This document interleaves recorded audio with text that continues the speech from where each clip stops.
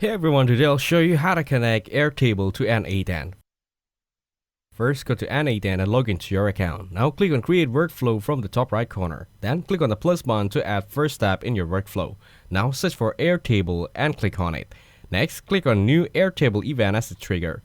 Now, click on Select Credential and choose Create New Credential. Here, you'll need to enter your API key. Then go to Airtable in a new tab.